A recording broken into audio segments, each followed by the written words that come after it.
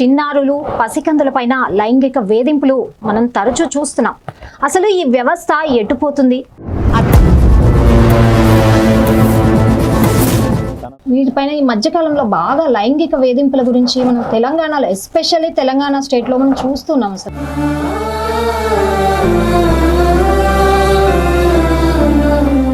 పదే పదే రిపీట్ అవుతున్నాయి. అంటే ఏదైనా ఇంటి నుండి మొదలు కావాలి. ఫస్ట్ ఇంట్లో ఉండే తల్లి తండ్రులు బంధాలు మరి పిల్లల్ని ఎలా పెంచడం అనేది ఇప్పుడున్న జనరేషన్ మర్చిపోతున్నారు. పిల్లల్ని ఎలా పెంచడం అనేది ఎవరో వచ్చి కాపాడుతారు, ఎవరో చేస్తారు అన్నది కాదు, మన పిల్లల్ని మనమే కాపాడుకోవాలి.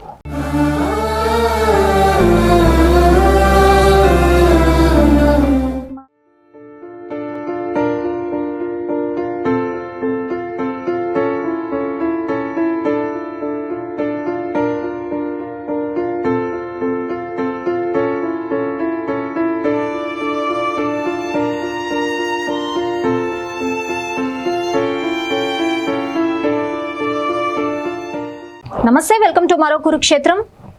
ఈరోజు గడిచిన కొద్ది రోజుల నుండి ఎక్కడో ఒక చోట చిన్నారులు పసికందులపైన లైంగిక వేధింపులు మనం తరచూ చూస్తున్నాం.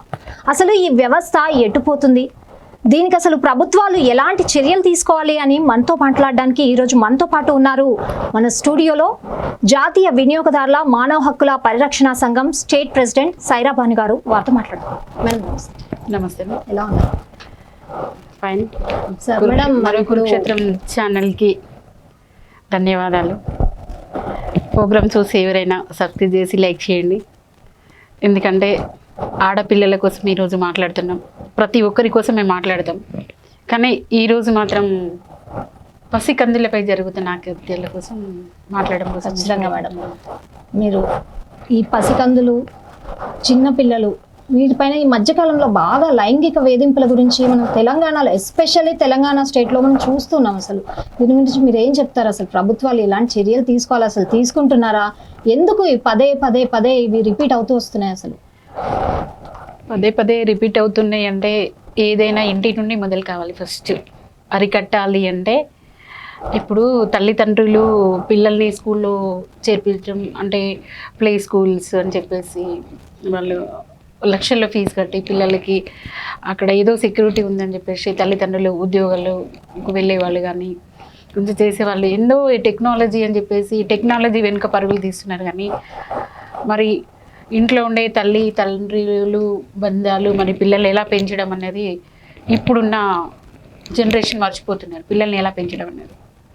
మా అప్పుడైతే స్కూల్కి వెళ్ళాలన్నా మాకు అంటే నేనైతే ముస్లిం కమ్యూనిటీ నుండి వచ్చిన అమ్మాయిని. అయినా మాకు బుర్కా లేకుండా మేము ఒక చిన్న 11-10 సంవత్సరాలు అయిందంటే మాకు బుర్కా వేసి మేము స్కూల్కి వెళ్ళాలి, మదర్సకి వెళ్ళాలన్నా కానీ మాకు ఒక ప్రొటెక్టివ్, ఒక రక్షణగా మాకు కల్పించేవారు మా పెద్దవాళ్ళు. అంటే ఒక తండ్రి భయం అనేది ఏంటన్నది మాకు తెలుసు. కానీ ఇప్పుడున్న పిల్లలకి మాత్రం తల్లిదండ్రులు, పేరెంట్స్, పెద్దవాళ్ళ గౌరవం, భయం అనేది లేకుండా చేస్తున్నారు. అంటే అది తల్లిదండ్రులు. అంటే ఇప్పుడు ఈ షో చూసి ఎవరైనా తల్లిదండ్రులు మమ్మల్ని మీరు ఎలా అనుకున్నా పర్వాలేదు, కాకపోతే ఏంటంటే మన పిల్లల్ని మనం రక్షించుకోవడం కోసం తల్లిదండ్రులకి మేము ఇచ్చే మెసేజ్ ఒకటే, ఎవరో వచ్చి కాపాడుతారు, ఎవరో చేస్తారు అన్నది కాదు, మన పిల్లల్ని మనమే కాపాడుకోవాలి. అంటే ఇది కల్చర్ లేకపోతే సోషల్ మీడియా ఎఫెక్ట్ అనొచ్చా? అసలు ఏమనొచ్చు? ఎందుకంటే ఇవాళ రేపు మొబైల్స్ లేకుండా కష్టం, చాలా చాలా కష్టంగా గడుస్తుంది. అసలు పెద్దవాళ్ళు కానీ చిన్నపిల్లలు కూడా ఒక ముద్ద అన్నం పెట్టాలన్న ఒక తల్లి మొబైల్ ఫోన్ ఖచ్చితంగా కావాలి. అలాంటి వ్యవస్థ మార్చాల్సిన అవసరం ఉంది తల్లిదండ్రుల పైన అని మీరు చెప్తున్నారు. మరి ఇప్పుడున్న జనరేషన్ లో ఖచ్చితంగా అవి లేకపోతే కుదిరేలా లేవు అన్నట్టు వాళ్ళు మాట్లాడుతున్నారు. లేదు, మొబైల్ అనేది జీవితం కాదు. మొబైల్ తోటే మన ప్రపంచం. ఇప్పుడు ఆది మానవుని నుంచి మనకు మొబైల్ లేదు. గత 15 సంవత్సరాల కింద కూడా మొబైల్ మనకి లేదు. కానీ ఇప్పుడు ఏం చేస్తున్నారు, చిన్నపిల్లలకి ఒక 6 months వచ్చింది, అన్నం తినిపించాలంటే వాడికి ఏదో మ్యూజిక్ ఆన్ చేసి ఏదో చేసి వానికి అన్నం తినిపించడం అలవాటు చేస్తున్నారు. తల్లులారా మీరు గమనించండి. మీరు తగ్గించండి. పిల్లలకు అన్నం తినిపించేటప్పుడు ఏదన్నా వాడు అలర్ట్ చేస్తున్నాడు అని చెప్పేసి మొబైల్ ఇచ్చి అలవాటు చేసి పిల్లల్ని చెడగొట్టేది తల్లిదండ్రులు. సరే ఈ క్రమంలో మొబైల్ ఎంత తగ్గి వాడితే అంత మంచిది. ఒకప్పుడు ల్యాండ్ ఫోన్స్ ఉండేది. మా చిన్నప్పుడు ఒక ఫోన్ వచ్చిందంటే ఎవరింటికి పోయి మాట్లాడి వచ్చేవాళ్ళం. ఇప్పుడు అలా కాకుండా అడుగడుగున ఫోన్ తోటి జీవితాలు సగం సంగనాకినాయి. ఇప్పటికీ సగం కాదు, ఎక్కువ 90%, ఒక 10% కూడా ఎవరు లేరు. అయితే దీనికి ఎవరు చేయాలి? ఫస్ట్ మనం మారాలి. నేను చెప్పేది ప్రతిసారి, నేను ప్రతి ఇంటర్వ్యూలో కూడా నేను చెప్తుంటా, మనలో మార్పు రావాలి. ఎవరో చేస్తారు కాదు, ఎవరి మీదనో పడడం కాదు. ఒక 5 సంవత్సరాలు ఓటు తప్పు చేస్తేనే మనం 5 సంవత్సరాలు శిక్షణ వహిస్తున్నాం. మరి మన పిల్లల్ని 100 సంవత్సరాలు మన పిల్లలు ఉండాలి, వాళ్ళ లైఫ్లు బాగుండాలి, వాళ్ళు మంచిగా ఉండాలి అంటే పిల్లల్ని సరైన క్రమశిక్షణ పెంచాలి. ఫస్ట్ మొబైల్లో మళ్ళీ తండ్రి ఒక దిక్కు మొబైల్ చూస్తున్నాడు, తల్లి ఒక దిక్కు చూసుకుంటాడు. మధ్యలో పిల్లగాడు ఇట్లా తొంగి చూస్తున్నాడు. వాడేం చూస్తున్నాడో తెలియదు, ఇదేం చూస్తుందో తెలియదు. పిల్లలు చెడిపోవడానికి కారణం మన ఇక్కడ హైదరాబాద్ మన మేడిపల్లి, మన బోడుపల్లిలో మన ఒక ఇన్సిడెంట్ జరిగింది. ఒక తల్లి పిల్ల అంటే 6 years బేబీ ఫస్ట్ క్లాస్ చదువుతుంది. ఆ అమ్మాయిని టీచరు బ్యాట్ టచ్ ఇట్లా చేసిండని చెప్తే ఆ అమ్మ ఏం చేసింది అంటే, ఆ అమ్మాయికి తెలియదు. ఆ పిల్లకు స్నానం చేయించేటప్పుడు నాకు నొప్పి వస్తుందమ్మా అంటే, ఏం జరిగింది అంటే, సో సారీ ఇట్లా చేసిందని చెప్పినప్పుడు ఆ తల్లి పోయి అప్పుడు ఏం చేయాలి? యాక్షన్ తీసుకోవాలి ఖచ్చితంగా. అయితే మన వాళ్ళు చేసేది ఏంటంటే, ఇంట్లో పరువు పోతుంది, తర్వాత అక్కడ మా సొసైటీలో మన ఏం పోతుంది, మేము ఎందుకు బయటికి రావాలని చెప్పి ఆమె మూసి పెట్టి పోయి ఆ ప్రిన్సిపల్కి వాళ్ళకి కలవడం జరిగినాక మాట్లాడదామన్నారు. వాళ్ళు డిలే చేశారు. డిలే చేసిన తర్వాత మేము వెళ్ళాము. మాకు వచ్చి మీరేం లేదు 4 మధ్యలో అడగండి, లేకుంటే మా ఆయన సూసైడ్ చేసుకుంటాడట. ఈ పిల్లలు బయటకు వస్తే తల్లి వాదన. అమ్మ సూసైడ్ మీరెందుకు చేసుకుంటారు? వాడు తప్పు చేసినందుకు మన శిక్ష వేయాలి, వెళ్దామని చెప్పేసి నేను వెళ్ళాను. వెళ్ళి మేము అక్కడ మాట్లాడుతూనే ఉన్నాము. అక్కడ అందరూ వచ్చిండు, సోషల్ మీడియాలో ఎవరో 1 ఇంటోళ్ళు కుట్టిరు, అంత అయిపోయింది. అది చూసి స్కూల్ యాజమాన్యం ఏం చేసిండు, పోలీసులు పిలిచిండు. వాడు మొత్తం బెటాలియన్నే దించిండు. చేసినాక నేను చెప్పినా కదా, పోలీసు వాళ్ళు వచ్చినాక తర్వాత మీరు ఏదైతే ఉంది అమ్మాయి కోసం మీరు లీగల్ యాక్షన్ తీసుకోండి. ప్రిన్సిపాల్కి చెప్పాను, మీరు లీగల్ యాక్షన్ తీసుకుంటారా లేకుంటే మమ్మల్ని తీసుకోమంటారు అని చెప్పేసి నేను పోలీసులు రాగానే వాడికి అప్పచెప్పాను. అక్కడ తల్లిదండ్రులు ఏంటంటే, పోలీస్ స్టేషన్కి వెళ్ళినాక మేము మొన్న సాయంత్రం 5:30కి అట్లా వెళ్ళాము. వెళ్ళిన తర్వాత 9 వరకు మేము వాళ్ళతోటే ఉన్నాము. కంప్లైంట్ ఇవ్వమంటే ఇవ్వరు. ఇక్కడ పొరపాటు ఎవరిది? పోలీసులది కాదు కదా, సొసైటీది కాదు కదా, తల్లిదండ్రులది. మేము ఎటు చూడు మా ఆయన ఇట్లా అని చెప్పేసి అక్కడ ఫస్ట్ నేరస్తులను కాపాడేది వాళ్ళు మన వాళ్ళే. అట్లా ఉండకుండా ఏ రోజైతే జరిగిందో మీరు ఆ రోజు పోయి కంప్లైంట్ ఇచ్చినట్టు ఏంటంటే, వీళ్ళకి ఇట్లా చేసిండు, పలానా పిల్లకి ఇట్లా జరిగిందని చెప్పి వేరే వాళ్ళకి ఒక లెసన్ అవుతుంది కదా, ఇలా ఎందుకు చెయ్యరు? తల్లిదండ్రులు అడుగుతున్నాం. ఎప్పుడు చూడు మా ఇంటి పరువు పోతుంది అంటే, మరి పిల్లల పసి ప్రాణాలు పోతున్నాయి కదా, మరి ఎలా? అయితే మనం ఈ మధ్యకాలంలో కూడా మొన్న ఒక 5 నెలల పసికందు పైన 40 ఏళ్ళ ఒక వ్యక్తి అఘాయిత్యానికి పాల్పడ్డాడు. అండ్ ఇంకొకటి మన రీసెంట్గా స్కూల్లో కూడా జరుగుతున్నాయి. అంటే మొబైల్ ప్రభావం వల్ల అనొచ్చా, ఇంటి పరిసరాల వల్ల కావచ్చు. 9వ తరగతి చదువుతున్న ఒక పిల్లోడు 2వ తరగతి చదువుతున్న ఒక అమ్మాయి పైన అఘాయిత్యానికి పాల్పడ్డాడు స్కూల్లో. అది తల్లిదండ్రుల వరకు నోటీస్లోకి వెళ్ళింది. ఇప్పుడు ఇంట్లో ఉండే ఎన్విరాన్మెంట్, ఇప్పుడు ఇల్లు పరిసరాలు ఎలా ఉంటాయి, ఇంట్లో ఏం జరుగుతుంది అన్నది తండ్రి అంటే బాబు, ఇప్పుడు ఆ బాబు 9 సంవత్సరాల బాబు చేసిండట. అది మొబైల్ అంటే తల్లిదండ్రులు ఎవరిది? పిల్లగాడు చదువుతున్నాడా, వీడు వేరే మన చూస్తున్నాడా, మరి వీని సైకాలజికల్ ప్రాబ్లం ఏంది అనేది తల్లిదండ్రులు గమనించాలి కదా. ఇప్పుడు ఎటు చూడు ఈ చట్టం రావాలి, ఆ చట్టం రావాలంటే ఎన్నో చట్టాలు వస్తున్నాయి. రీసెంట్గా మన ఆదిలాబాద్లో కూడా మైనర్ అమ్మాయి రేపు అయితే ఉరిశిక్ష వేశారు. ఆ కేసు కూడా మేము అప్పట్లో ఫాలోఅప్ చేసాం. ఇప్పుడు ఈ 34 ఫాస్ట్ ట్రాక్ కోర్టులు ఉన్నాయి. ఆ కోర్టులను కూడా ఇప్పుడు గవర్నమెంట్ నెమ్మదిగా అసలు అవి పనే చేయట్లేదు. ఎందుకంటారంటే ప్రభుత్వ నిర్లక్ష్యమా, లేదంటే అంటే అవేర్నెస్, అవగాహన లోపము, తర్వాత కొంతమంది ఏంటంటే నెగ్లెన్సీ. పోతే పోనీ ఏమైతుంది కోసమని బయటికి రాకుండా కొంతమంది పరువు కోసం చేస్తున్నారు, కొంతమంది పోనీలే ఇప్పుడు వాంతోటి ఎవడు పెట్టుకుంటాడు, అట్టిగా టైం వేస్ట్ అవుతుందని ఇట్లా ఆలోచిస్తున్నారు. కానీ పిల్లల పసి ప్రాణాలు పోతున్నాయి కదండి. మరి అలాంటి ఒక పసిబిడ్డని ఇంకో ఇంట్లో కూడా ఉంటుంది కదా. అంటే ఇప్పుడు ఈ సోషల్ మీడియా చేయబట్టి ఏమైతుందంటే, ఎప్పుడో నేరాలు జరుగుతుండే, జరిగితే అవి బయటికి రాకపోతున్నాయి. ఎంతకంటే ఎక్కువ జరిగినాయో తక్కువ జరిగినాయో మా చిన్నప్పుడు మేము వినేవాళ్ళం అక్కడ ఒక ఇల్లీగల్ లివింగ్ రిలేషను లేకుంటే ఏంటిది వేషగృహాలు ఇవి అంటే పాసిబిలిటీ వీళ్ళు ఉన్న ఏరియాలలో ఇట్లాంటివి ఉన్నాయని చెప్పేసి అప్పుడు అనుకునేవాళ్ళు. ఇప్పుడు అలా కాకుండా ఎవరు ఏది చేసినా అది సోషల్ మీడియాలో పెట్టేసి అది మొత్తం బహిరంగంగా చూపెట్టింది. అది అవేర్నెస్ కి తీసుకునే వాళ్ళు అవేర్నెస్ తీసుకుంటున్నారు, అలసుగా తీసుకునే వాళ్ళు అదైతే ఇప్పుడు అక్కడ సోషల్ మీడియాలో పెట్టేసరికి ఆడ అట్లా చేసింది కదా, నేను చేస్తే ఏమైతే అంది. ఫస్ట్ సోషల్ మీడియాలో ఆడపిల్లల విషయాలు బయటకి రాకుండా చూడాలి. ఇప్పుడు కేసు అవుతుంది, కేసు అయిన తర్వాత ఏమవుతుంది, పడిపోతాడు, అక్కడ ఆధారాలు లేవు, రుజువు లేదని చెప్పేసి కేసు ఉంటుంది. ఏమవుతుంది అక్కడ ఏం జరుగుతుంది, ఏం జరగదు. ఇప్పుడు గత మూడు సంవత్సరాల క్రితం అక్కడ మా ఆదిలాబాద్లో కూడా ఒక లక్ష్మి ఆమె ఒక నలుగురు ఆమెను ఇది చేస్తే దాన్ని ఒక ఒక చిన్న స్థాయి నుంచి ఆమె బొమ్మలు అమ్ముకునే ఆమె లక్ష్మి టేకు లక్ష్మి ఆమె జరిగినప్పుడు అదే సేమ్ ఇన్సిడెంట్ ఇక్కడ హైదరాబాద్ ఈ రంగారెడ్డి డిస్టిక్లో ఒక దిశ కేసు అప్పుడు జరిగితే ఒక డబ్బున్న అమ్మాయి కోసం ఆ రెడ్డి వర్గాలకు సంబంధించిన వాళ్ళు ఫైట్ చేసిండ్రు, వాడిని ఎన్కౌంటర్ చేసిండ్రు, ఏదో చేసిండ్రు. అదే మా ఆదిలాబాద్లో మా సోదరుడు ఆల్ ఇండియా ముస్లిం రిజర్వేషన్ పోరాట సమితి డాక్టర్ ఇస్లాముద్దీన్ నేషనల్ ప్రెసిడెంట్, తను ఎక్కడ నుండి అక్కడికి వచ్చేసి అమ్మాయికి ప్రొటెక్ట్ కావాలని చెప్పి అమ్మాయి కోసం ఫైట్ చేస్తే అప్పుడు ఆ government BRS government fast track తొందరగా చేయాలని చెప్తే అప్పుడు తను పోరాడినాక అప్పుడు ఫాస్ట్ ట్రాక్ పెట్టిరు, ఆ దోషులకి ఉరి శిక్ష కన్ఫర్మ్ చేసి. అయితే అక్కడ భార్య చనిపోతే భర్తకు గవర్నమెంట్ ఉద్యోగం అన్నారు, ఏదో 3 ఎకరాల భూమి అని చెప్పిండ్రు, ఏదో చెప్పేసి ఈ ప్రభుత్వం కూడా అంటే మీకు అక్కడ మీ ఇంట్లో రేపు ఒకవేళ ఆ ఇంట్లో చేసిన ఉద్యోగం కోసం చేయొచ్చు కదా. ఇట్లాంటివి కాకుండా చూడాలి ఫస్ట్. అయితే మరి ఉరి శిక్ష అన్నారు, ఉరి శిక్ష ఇప్పటి వరకు కూడా అమలు కాలేదు. అక్కడ ఆదిలాబాద్లో మేము అందరం పోరాడినాం. మా సోదరుడు అందరికంటే ముందు హైదరాబాద్ నుంచి ఆదిలాబాద్ అక్కడ సిర్పూర్ టీ అంటారు, ఉమ్మడి ఆదిలాబాద్ జిల్లా, ఇప్పుడు వచ్చేసి కొమరంభీం జిల్లా అది. అయితే సేమ్ మేము అక్కడ ఆదిలాబాద్లో ఫైట్ చేసాము, ఇక్కడ చేసినాము.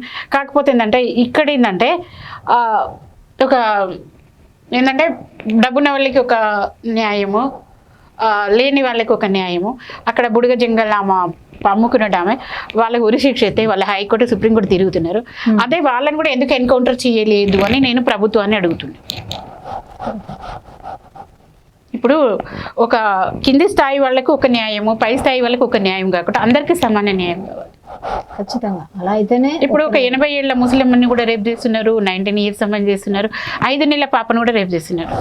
ఇది ఎంత సిగ్గుచేటంటే సమాజం ఇటుపోతుంది. ఒక్కొక్కసారి అక్కడికి వెళ్తాము, మీడియా ముందు కూడా మేము ఈ మధ్యలో ప్రెస్ మీట్ పెడుతున్నాం.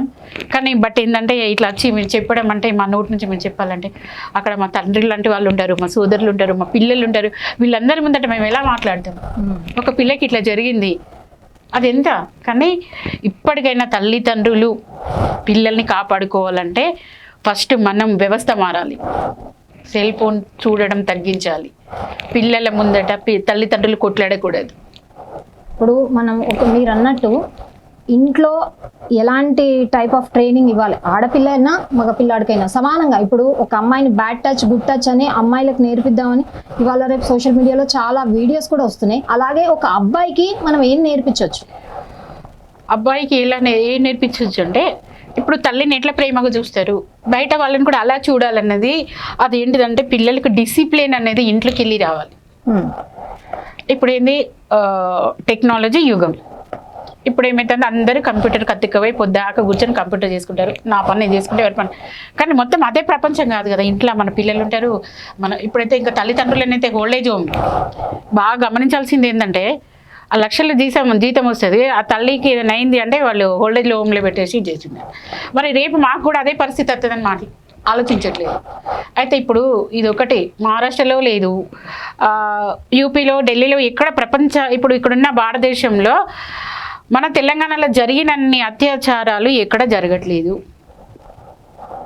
ప్రభుత్వ లోపమా మరి ఏంటిది అసలు?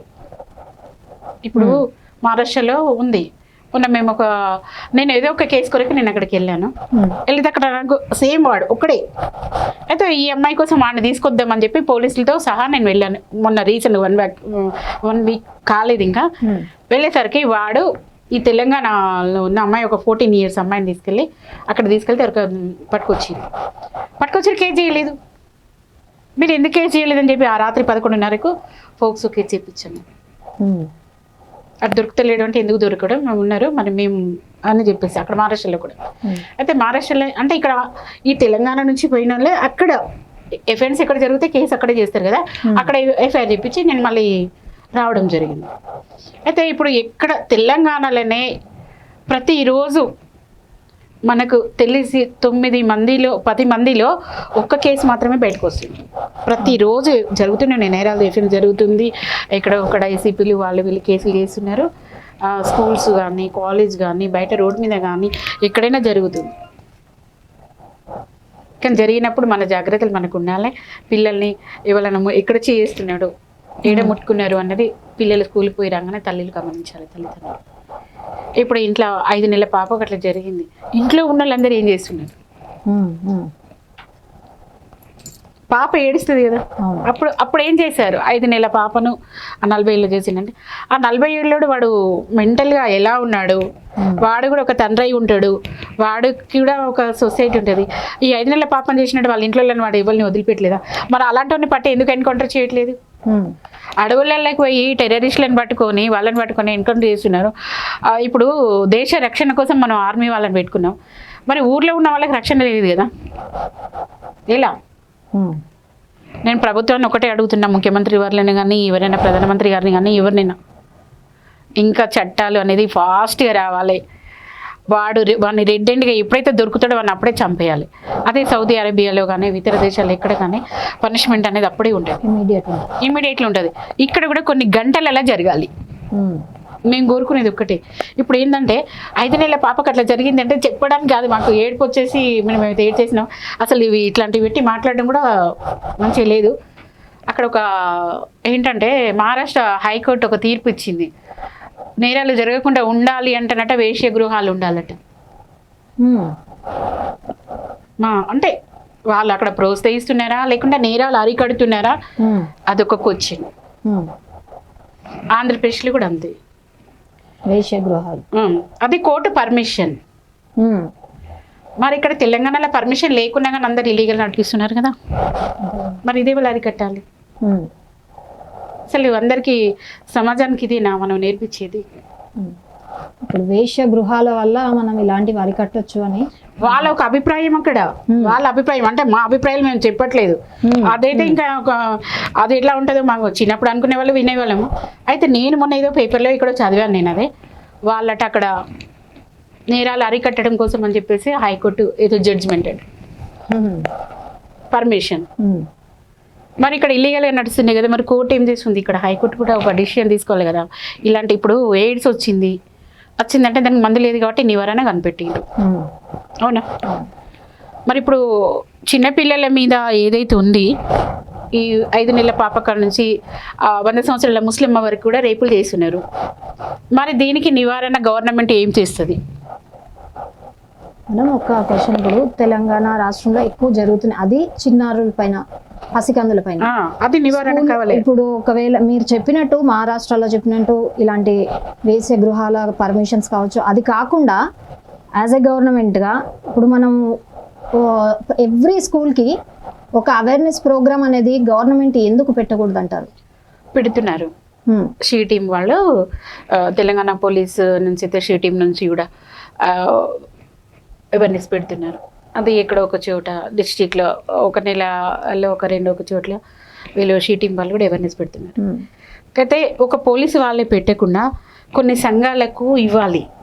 కొన్ని ఇప్పుడు ఆల్ ఇండియా ముస్లిం రిజర్వేషన్ పోరాట సమితి ఉంది, ఇట్లా మా ఫౌండేషన్స్ ఉన్నాయి, ఇప్పుడు మా హ్యూమన్ రైట్స్ అనేది. తెలంగాణ గవర్నమెంట్ ఏం చేయాలంటే సంఘాలను కూడా భాగస్వామ్యం చేసి అవేర్నెస్ ఒక అంగన్వాడీ సెంటర్లో, ఒక కాలనీలో ఒక అంగన్వాడీ సెంటర్లో పలానా సంఘం వాళ్ళు వచ్చి ఇట్లా చేస్తారు అని చెప్పేసి ఒకటి పెట్టాలి. ఇప్పుడు కొన్ని ఇంటికి అవేర్నెస్ అనేది ఓన్లీ ఇప్పుడు ఏంటంటే గ్రామ స్థాయిలకి వెళ్ళాలి అంటే అన్ని చోట్లకు గవర్నమెంట్ చేసే పనులల్లా ప్రజా సంఘాలకు ఇవైతే కొన్ని సంఘాలు ఉంటాయి, ట్రస్టులు ఇవి ఉంటే డబ్బు సంపాదించుకోవడం కోసం ట్రస్టులు కాదు. మేము కూడా ఒకటి చెప్తున్నాము, కొంతమంది న్యూస్ పెడుతున్నారు ఏంటంటే వాలంటీర్ ఆర్గనైజేషన్స్ ఏవైతే ఉంటాయో ఓ సీనియర్ ఉన్న ఒక 10-12 సంవత్సరాల ఆర్గనైజేషన్ అంటే సీనియారిటీ ఏదైతే ఉంటుందో దాన్ని సెలెక్ట్ చేసి గ్రామాలకు అవేర్నెస్కు పంపించాలి మా అభిప్రాయం. అక్కడ కూడా ఇట్లా అక్కడికి పోయిన తర్వాత కూడా అక్కడ ఏం నేరాలు జరుగుతుంది అన్నది కూడా అప్పుడు అక్కడ వాళ్ళకి తెలిసిపోతుంది. అంటే ఇప్పుడు ఆ ఊరి సమస్య కూడా ప్రభుత్వం దృష్టి కూడా తీసుకురావచ్చు కదా. నేను అనుకుంటానా ఇప్పుడు కొన్ని సంఘాలకు ఆ సంఘాలతో పాటు ఒక 2 పోలీస్ అధికారులు, ఒక ఏఎస్ఐ స్థాయిలో, ఒక హెడ్ కానిస్టేబుల్ స్టాఫ్లో వాళ్ళకు ఒక ఎస్కాట్ స్పెషల్ గేమ్ అని ఇచ్చేసి డిపార్ట్మెంట్ వీళ్ళని కూడా తోడుగా తీసుకోవాలని నేను తెలంగాణ పోలీసుని కోరుతున్నాను. ఖచ్చితంగా. ఇంకా మన ఈ గ్రామ స్థాయి లేకపోతే తెలంగాణ వ్యాప్తంగా ఇట్లాంటి ప్రోగ్రామ్స్ కాకుండా మామూలుగా ఉంటారు కదా స్కూల్స్లో అని మీరు చెప్తున్నారు, ఒక సబ్జెక్ట్గా కూడా మనం ఎందుకు చేర్చకూడదు పిల్లలకి? ఎందుకంటే మేము చిన్నప్పుడు ఉన్నప్పుడు ఈ ఎయిడ్స్ అనే ఒక కాన్సెప్ట్ ఉండేది, దానికి అవేర్నెస్ ప్రోగ్రామ్స్ చాలా చేశారు. ఒక చిన్న అదేంటి సబ్జెక్ట్లో ఒక లెసన్ లాగా కూడా చేర్చారనమాట. అది వినడానికి చాలా ఇబ్బందికరంగా ఉండేది, కానీ అలా వింటూ అది ఏమైపోయిందంటే సోషల్ గా మేము కూడా డెవలప్ అయ్యాం. ఏంటి అసలు ఏం జరుగుతుంది, అది ఫస్ట్ ఇంట్లో వాళ్ళు కూడా ఎంకరేజ్ చేయాలి. ఇట్లా అయితే ఇది తప్పు, ఇదైతే ఇట్లా అవుతుంది, రేపు నీకు ఏదైనా నేరం చేసి నువ్వు ఎక్కడికన్నా పోతే మన నీ లైఫ్ స్పాయిల్ అయిపోతుంది. ఇప్పుడు ఏదైనా కేసు పెడతానంటే అయ్యో వాడు గ్రూప్స్కి ప్రిపేర్ అవుతున్నాడు, మనకి ఇది కాదు. ఒక తండ్రి మీద కేసు అవుతుందంటే అరే రేపు నీ పిల్లల భవిష్యత్తు ఏంటి అసలు అని చెప్పేసి మేము అవేర్నెస్ నేను చేస్తున్నాం. ఇప్పుడు మా దగ్గరికి కొన్ని ఫ్యామిలీ మ్యాటర్స్ ఇట్లాంటి అమ్మాయిలకి ఏదైనా జరిగినప్పుడు మొన్న కూడా ఇక్కడ నుంచి అమ్మాయిలు 2 ఇట్లా సూసైడ్ చేసుకున్న అంతా కూడా దానికోసం కూడా మేము మాట్లాడినాం. అయితే వచ్చేసరికి పెద్ద నగరాలలో వచ్చేసరికి ఇక్కడ ఏం నేరాలు కనిపించట్లేదు. అదే చిన్న ఊర్లో అయితే 4-10 మందికి కొంతమంది ఉంటారు కాబట్టి అక్కడ నేరాలు తొందరగా బయటకు వస్తాయి. ఇప్పుడు ఇది మహానగరం, ఇక్కడ చాలా ఉన్నాయి, సాఫ్ట్వేర్ కంపెనీస్ ఉన్నాయి, అమ్మాయిలు ఎక్కడి నుంచో వస్తున్నారు, వాడు మొహం తెల్లతోటి ప్రేమలో పడుతున్నారు, ఏదైనా జరిగిన తర్వాత ఆత్మహత్యలు చేసుకుంటున్నారు. ఇప్పుడు చిన్నపిల్లల కాన్సెప్ట్ కాకుండా అమ్మాయిలను బీటెక్ చేపియడం అవసరమా అని నేను అనుకుంటున్నా. ఇంజనీర్లు డాక్టర్లు అందరు ఇంజనీర్లు డాక్టర్లు అయితే మరి వైద్యం చేసుకునే వాళ్ళు ఇక్కడ, మరి ఇంజనీర్లు అయితే టెక్నాలజీ తయారు చేసి బ్రిడ్జీలు రోడ్లు ఇష్టలు ఇక్కడ ఉన్నారు. తల్లిదండ్రులు మెయిన్ ఆలోచించాలి, ఆడపిల్లలను చెడగొట్టేది తల్లిదండ్రులే. నా బిడ్డ బీటెక్ చదువుతుంది, నా బిడ్డ ఇంజనీరింగ్ చేస్తుంది, ఓకే చేయొచ్చు. అది ఎందుకు వ్యవసాయ రంగం మీద ఎందుకు దృష్టి పెట్టట్లేదు? ఓ 4 మొక్కలు పెంచి ఇంట్లో కూరగాయలు వండి ఏమని చెప్పొచ్చు కదా. అగ్రికల్చర్ కూడా చదివించచ్చు కదా. అందరూ సాఫ్ట్వేర్ అయిపోయి హైదరాబాద్లో చూస్తున్నాం. మీరు రోజు పొద్దున్న లేస్తే చూస్తే ఒక మెట్రోలో చూడాలి వచ్చేటప్పుడు కాస్ట్యూమ్స్ ఫస్ట్ చుడిదార్లు వేసుకోండి, ఓకే మేము వద్దనం బట్టల మీద మాట్లాడడం. మనం అమెరికాలో పుట్టలే కదా, మనం ఉన్న భారతదేశంలో. మన సంస్కృతి ఏమో అమెరికాకి వెళ్ళిపోయింది, అక్కడ సంస్కృతి ఇక్కడ వచ్చింది. అయితే చిన్నపిల్లల రేపు జరుగుతుంది అంటే దానికి మెయిన్ తల్లిదండ్రులు ఎట్లా కారణం? ఒక బిడ్డ పుట్టంగానే తల్లిదండ్రులు విడాకులకు వెళ్ళిపోతున్నారు. ఆ మొగుడు వద్దు, నాకు విడాకులు కావాలి. సరే నువ్వు అట్లా చేస్తున్నావు, రేపు మరి ఈ పాపకి తండ్రి సరే వాడు షాడిస్ట్, వాడు మారలేదు, నువ్వు నలుగురిలో ప్రూవ్ చేసి ఏదో చేసి ఫైట్ చేసి ప్రయత్నం చేసి ఎంతవరకు చేయాలి కదా. ఆ ప్రయత్నం చేయకుండానే ఒక చంకల పాప ఉంటుంది, ఒక చంకల వాడు అట్టుకొచ్చి నాకు విడాకులు కావాలి. మరి ఆ పిల్లలకు బయట రక్షణ లేకపోతే ఆ పిల్లలకి ఇప్పుడు పిల్లల మీద నేరాలు అగత్యాలు ఎట్లా జరుగుతుంది? ఇండివిజువల్గా బతకడం నేర్చుకుంటున్నారు కానీ ఆ అవేర్నెస్ అనేది కూడా కల్పించాలి. ఇప్పుడు మెయిన్ తల్లిదండ్రులు కొట్లాడము, కోర్టుకి ఎక్కడము, పోలీస్ స్టేషన్ల చుట్టూ తిరగడం ఇలాంటివి చేయబట్టి పిల్లలు బాగా డిస్టర్బ్ అయిపోతున్నారు. వాళ్ళు స్కూల్కి పోతారు ఏదో ఆలోచించారు, అయ్యోళ్ళు అవుతారు చేయబట్టి పట్టుకోతే తీసుకోవద్దు. అదే తల్లిదండ్రులు అన్నట్టు కరెక్ట్ ఉంటే వీళ్ళు కొట్లాడకుండా ఉండి వాళ్ళని అర్థం చేసుకొని ఉంటే పిల్లలు ఈ నేరాలు జరిగాయి. ఇది నేను అనుకుంటున్నాను. ఎందుకంటే ఈ మధ్యకాలంలో ఎవరు చూడు ఆడపిల్లలు వచ్చి నాకు అమ్మ కూడా వద్దు నచ్చలేదు, తర్వాత ఆ పిల్ల తల్లి వచ్చి నాకు అల్లుడు వద్దు అని. ఒక కాలంలో 498 అంటే చాలా భయం వేసేది. మా అక్కడ ఏదైనా సమస్య ఉంటే మా అన్నకి చెప్పేవాళ్ళం. మా ఆదిలాబాద్ మా ఇస్లాముద్దీన్ అన్నాడు కదా, సపరేట్గా నోరు మూసుకొని ఉండే నువ్వుకేం కొట్లాడుతావు అని చెప్పేసి. అట్లా చెప్పే వాళ్ళు కూడా ఉన్నారు. మనం ఫైనల్గా ఇప్పుడు మీరు సమాజానికి కానీ తల్లిదండ్రులకి ప్రభుత్వానికి అసలు ఏం చెప్పాలనుకుంటున్నారు? ఇప్పుడు ఫస్ట్ వచ్చేసి అయితే తల్లిదండ్రులకి నా మెసేజ్ ఏంటంటే, పిల్లలకు ఊహ తెలిసినప్పటి నుంచి గుడ్ టచ్ బ్యాడ్ టచ్ ఎవరు ఎలా ముట్టుకుంటున్నారు ఏందన్నది పిల్లలకు అవి నేర్పించాలి. ఎలా ఎదుర్కోవాలో ధైర్యం చెప్పాలి ఫస్ట్ పిల్లలకి. తల్లిదండ్రులు బయటికి వెళ్తే ఎలా ఉండాలి, అక్కడ బయట ఏం జరిగిందో వచ్చి తల్లిదండ్రులకు చెప్పాలి. చెప్పినాక తల్లిదండ్రులు కూడా అక్కడ ఎవరైనా వంకర చూస్తున్నారా అని చెప్పేసి తల్లిదండ్రులు యాక్షన్ తీసుకోవాలి. ప్రభుత్వానికి చెప్పింది అది ఒకటే మెసేజ్, చట్టాలు ఏవైతే శిక్షలు అయితే ఉన్నాయి, ఈ అన్ని పేర్లు మారిపోతున్నాయి కానీ అన్నీ ఒకటే. కాకపోతే నేరం రుజువైన వెంటనే వాళ్ళకు కఠినమైన శిక్ష ఎలా ఉండాలి అంటే, ఆ ఒక్కడిని చూసి ఇంకొకటి భయపడి వాడు దూరం పారిపోవాలి. అలాంటి శిక్షలు అమలు చేయాలి. అది సుప్రీంకోర్టు వారిని కూడా నేను అడుగుతున్నాను, హైకోర్టు మన తెలంగాణ వారిని కూడా అడుగుతున్నాను, ముఖ్యమంత్రి గారిని కూడా అడుగుతున్నాను.